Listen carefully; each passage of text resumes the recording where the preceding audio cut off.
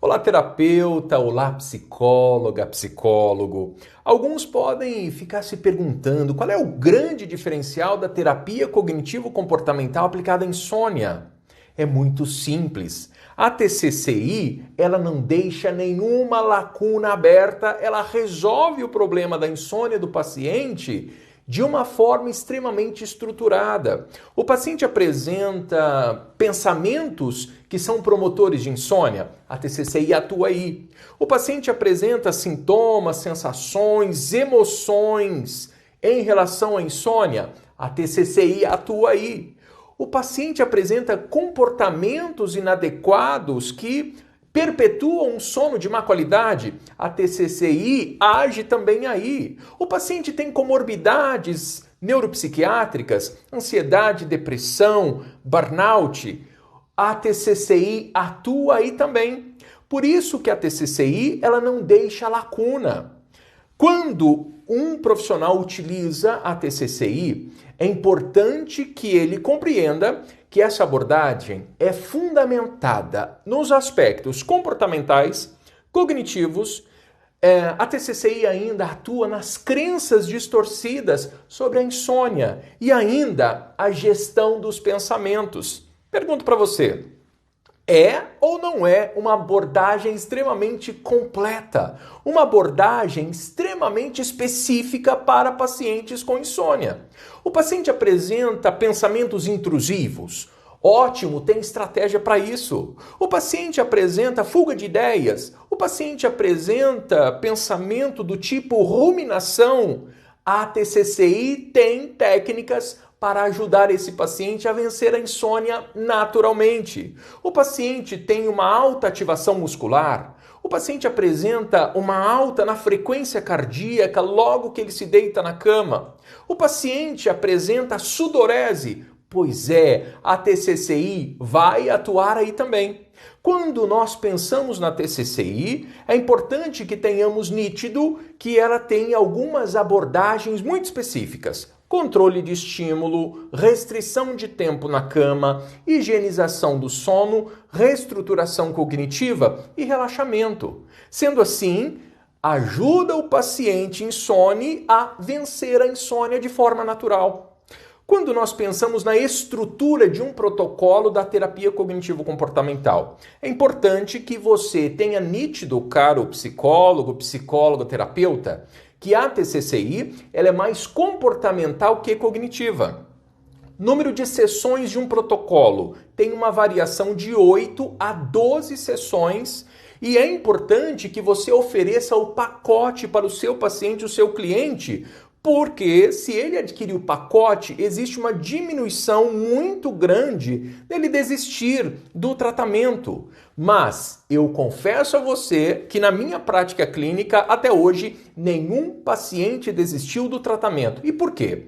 Por mais que ele entenda que há necessidade de gerenciar comportamentos, de mudar pensamentos, ele colhe os resultados muito rapidamente. Na segunda semana de intervenção, ele já tem resultados consideráveis. Sendo assim, ele se compromete muito mais com a terapêutica.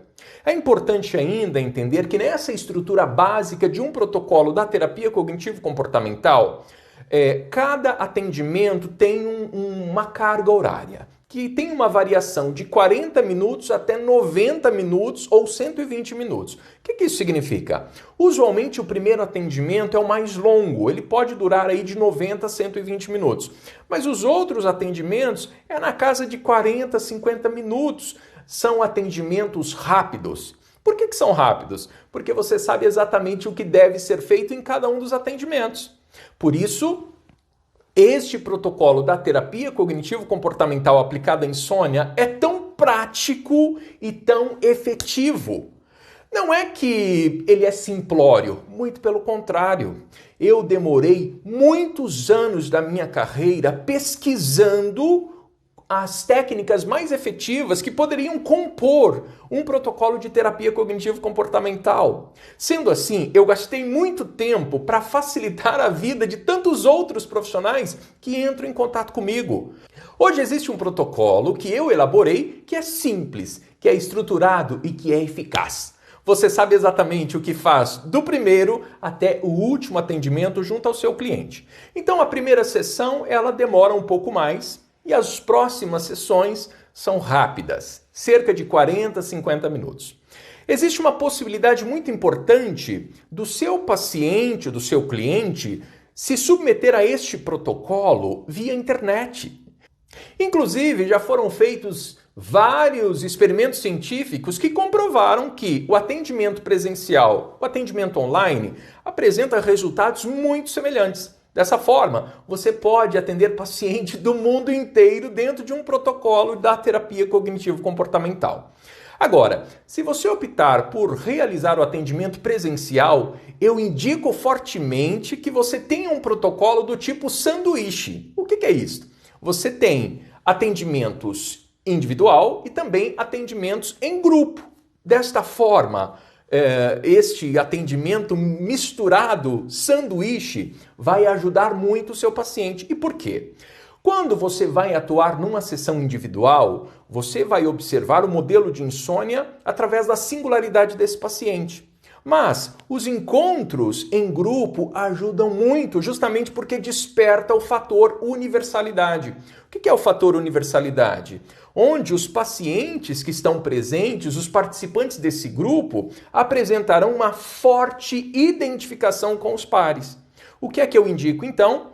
Pelo menos 6 atendimentos individuais e 2, 3 ou 4 em grupo, caso você opte por fazer atendimentos presencial. Agora, nós sabemos que mesmo atendimentos online, dá para você criar grupos. Por isso, o que eu indico, caso o atendimento seja online, que você tenha pelo menos 1 ou 2 encontros em grupos. E aí, neste momento, você pode até convidar um amigo, um parceiro, para fazer parte desse grupo também. Um educador físico, um dentista que atue com o sono, um fisioterapeuta. Isso vai enriquecer ainda mais o seu protocolo. Fator universalidade é show de bola. E por quê? Porque aumenta a empatia entre as pessoas. E aí você vai apresentar excelentes resultados. Esse é um pulo do gato que eu estou oferecendo a você. Num protocolo de terapia cognitivo-comportamental aplicada à insônia, você tem as sessões iniciais. São as sessões mais importantes, são os encontros mais importantes. Por isso que o primeiro encontro, sobretudo, ele é mais demorado. Eu reservo 2 horários para o primeiro atendimento, justamente porque eu entendo que o primeiro atendimento ele vai de 90 até 120 minutos.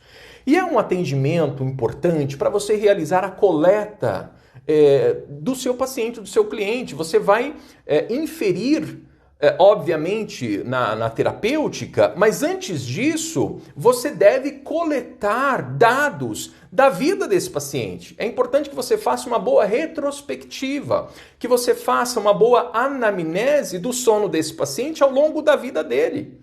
É importante ainda, nesse primeiro atendimento, que você promova uma instilação de esperança.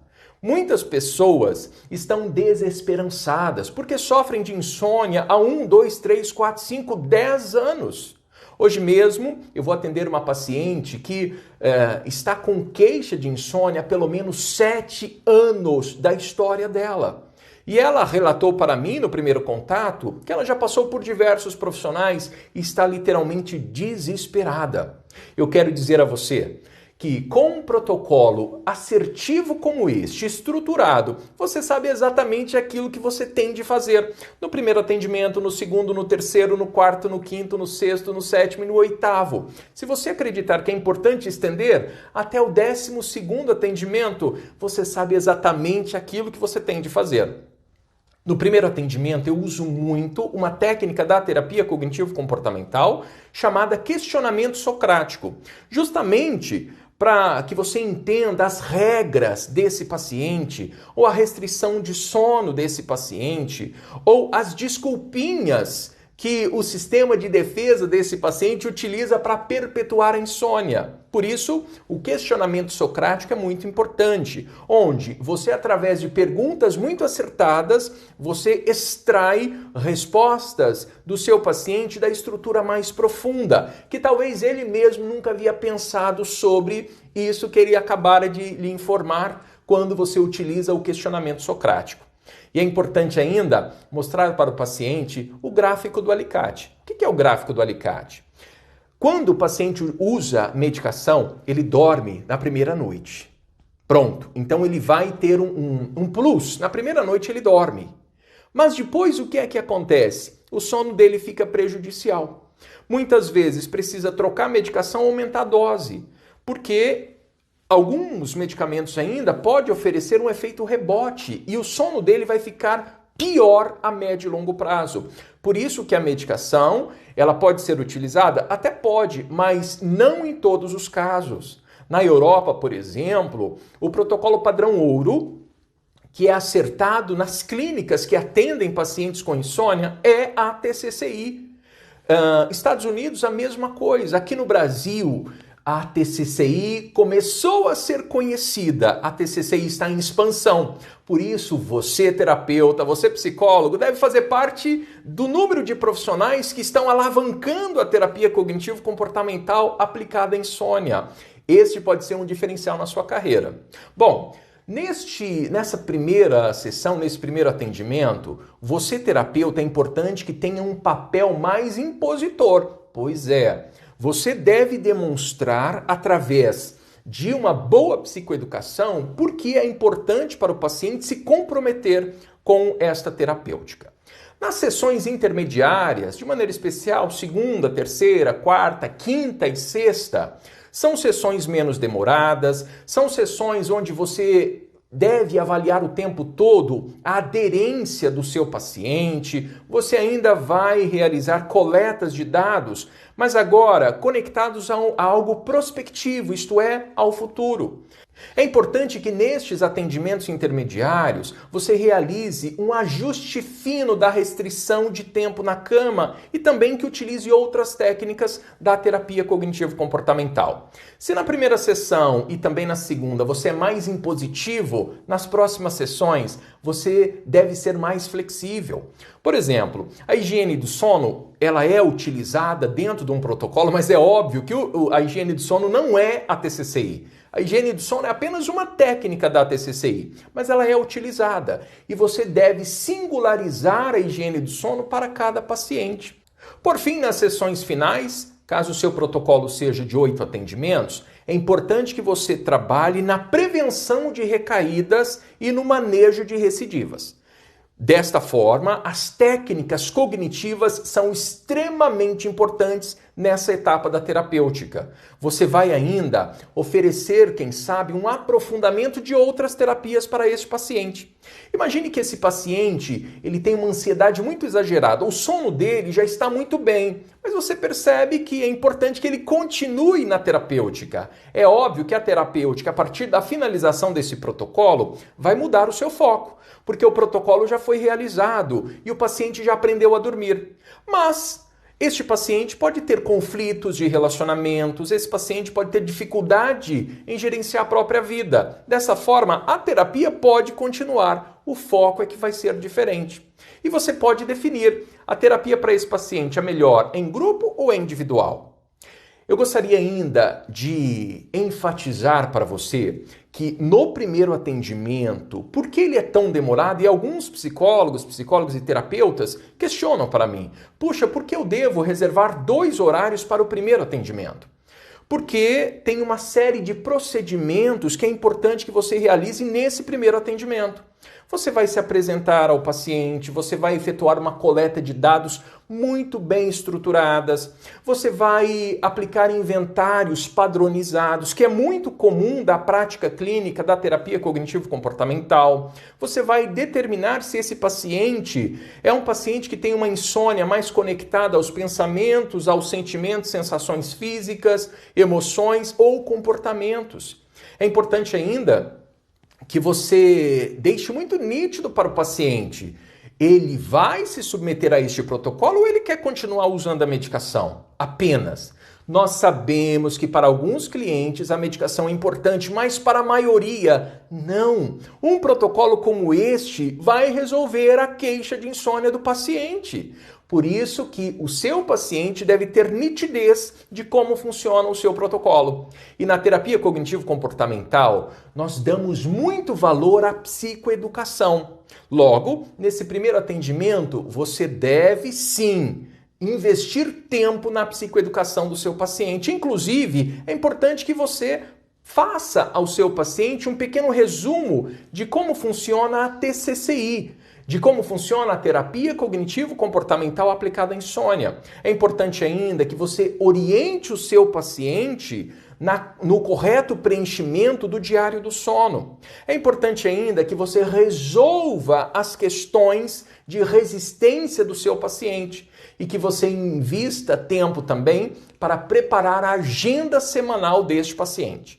No que se refere à apresentação do paciente, o que você deve fazer para o seu paciente? Como você deve se apresentar?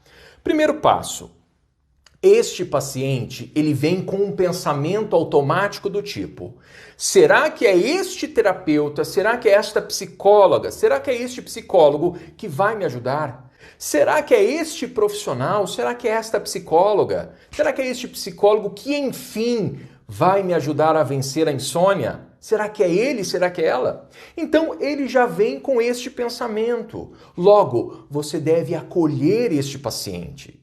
Você deve ter uma postura jovial, uma postura confiante. Você deve ser casual, amistoso, amigável. Não existe mais este muro que separa o terapeuta do seu paciente, do seu cliente. É importante que você tenha um relacionamento amistoso com o seu paciente. É importante ainda que você preste atenção na sua vestimenta. É importante que você tenha, sim, uma vestimenta mais formal. O comportamento é jovial, mas a vestimenta é importante que seja formal. Inclusive, já existem alguns experimentos que deixam muito nítido a importância de, num protocolo como este, o terapeuta, a terapeuta, utilizar o jaleco. Eu sei que algumas pessoas têm medo do jaleco, a síndrome do jaleco branco, mas os experimentos científicos dizem que quando você vai aplicar um protocolo como este, é importante que o terapeuta, a psicóloga ou psicólogo utilize jaleco, porque aumenta a probabilidade de confiança do paciente. Alguns supervisionados meus, alguns mentorados, perguntam assim: por que eu devo realizar uma coleta de dados tão estruturada como esta? É simples. Quando você entende, quando você compreende a vida pregressa do seu paciente, você consegue entender muito melhor as queixas e o que promoveu a perpetuação da insônia deste paciente. Por isso que antes de você literalmente começar as intervenções, você deixa nítido para o seu paciente, para o seu cliente, que você precisa tomar alguns dados, você precisa aplicar alguns inventários. É importante que você tenha dados sociodemográficos do seu paciente, é importante que você ouça, sem fazer tanta intervenção, a queixa do seu paciente, e quando você escuta a explicação do seu paciente sobre o problema, sobre a queixa, sem intervenções, o paciente vai se sentir muito mais confiante em relatar a história pregressa da insônia dele. E você explica também para ele a importância que existe na aplicação do questionário padronizado, como, por exemplo, o diário do sono, o modelo de insônia e alguns outros inventários. Por que é importante utilizar, sim, estes inventários padronizados? Primeiro, porque eles padronizam a pergunta. O risco de você esquecer de fazer alguma pergunta é muito pequeno. Segundo, evita que passe algo despercebido, algo importante que o seu paciente, que o seu cliente está lhe trazendo.